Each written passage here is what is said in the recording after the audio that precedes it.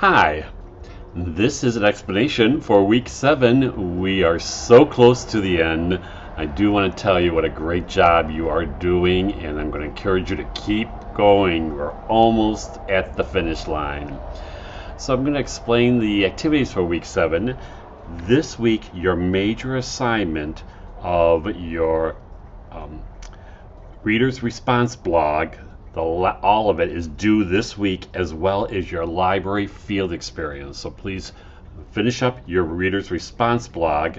I know that you have your last book to read this week, but after that, please submit that so I can grade that in its total. And then also make sure you do turn in your library field experience. In week 8, you will have some content to do, some responses to some activities, and your final exam is due on Wednesday, July 27th by 11:59 p.m.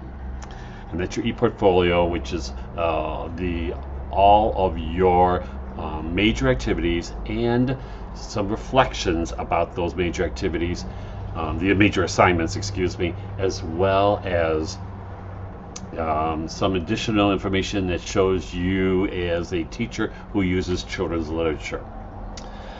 So let's go through this week. You're working on the first activity, which is to view the video.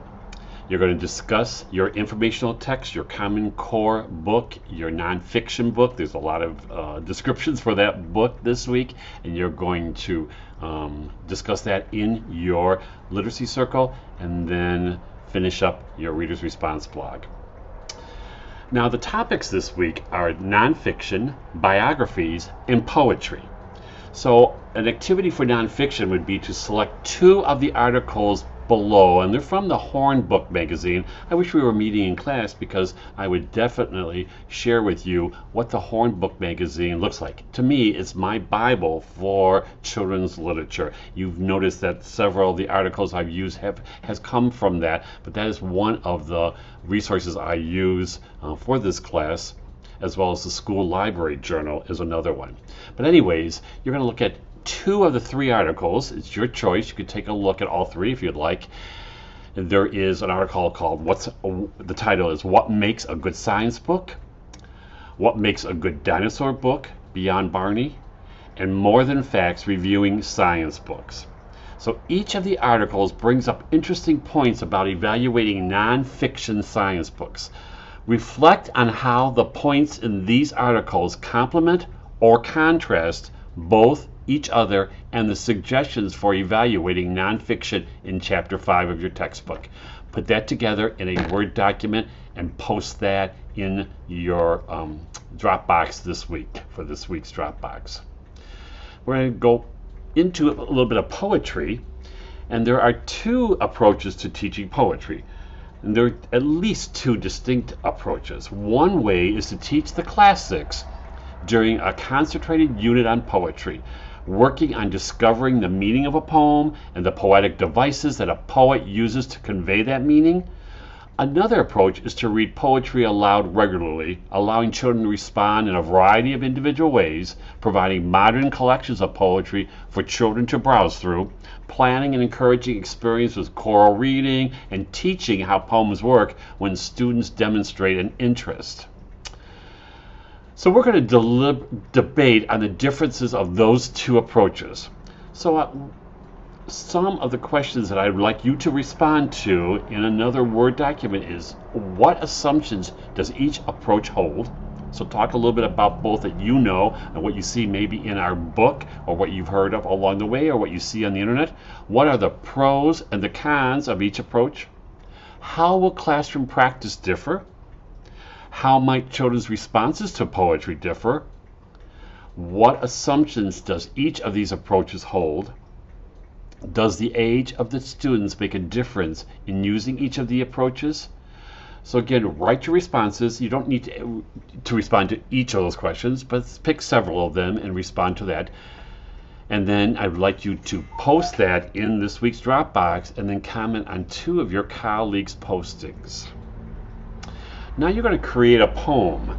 Using the information found below, write either an I am or an I am from or a bio poem.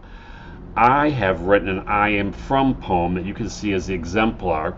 There are some other exemplars of other types of poems in the information found below. You're going to post your poem in this week's Dropbox. So this is the information that you have to create your I am or your I am from or your bio poem. And then I think this one here, I know this one here is my exemplar, and you're welcome to read the poem that I created called I Am From. Another activity you're going to take a look at is delve into poetry a little bit more. So after reading chapter 11, which is in our textbook, and the article found below called Reviewing Poetry, you're going to select a book of children's poetry, any book that you would like, and you're going to write a review of that book using the checklist Assessing Quality in Poetry. That's figure 111 in our it's the figure 11-1 in our textbook, and you're going to post your review in the Dropbox. Then you're to read 2 of your colleagues' postings and comment on their review. Last but not least of the activities for this week, you're going to pick either a biography activity or a nonfiction activity, or both. It's your choice. So after reading the nonfiction chapter, which is chapter 5, and biography, which is chapter 10, you're going to select one of the following and post your work in the week 7 Dropbox. The first activity would be to highlight both chapters, listing 5 takeaways from each chapter. Now, takeaways are just important pieces of information that you've gleaned from the chapters. So you're going to pick 5 from chapter 5, 5 takeaways from chapter 10, and you're going to post that. That's one activity you can do.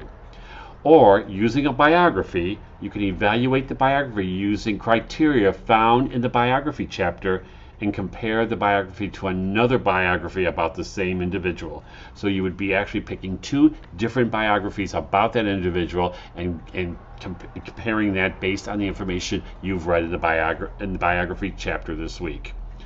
Or 3, you can use the teaching idea 5.2, which is on page 159, and write a script using the thoughts from this teaching idea to share a nonfiction book to a class. Now, this is not a lesson plan, but it's a script to notice how the book is designed. You're going to be sharing pointers with the students, and how would you get the students interested in that nonfiction book using that teaching idea 5.2 from the textbook.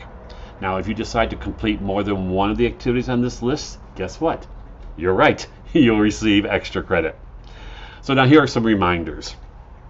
Your library field experience is due this week, week 7. Your reader's response blog is due this week in its entirety. And next week, your e-portfolio is due. That's week 8 on Wednesday, July 27th by 11:59 p.m. As always, if you have questions, please talk to the members of your literacy circle, any colleagues who are in the class that you know well. And you know what? If you can't get a response from them and you still have some concerns, please reach out to me. Don't hesitate to do that, and I will help you out as well. I'm wishing you much success this week, as I have every single week with the work, and I'll see you online, and I'll see you in Literacy Circle, hopefully. Have a great week.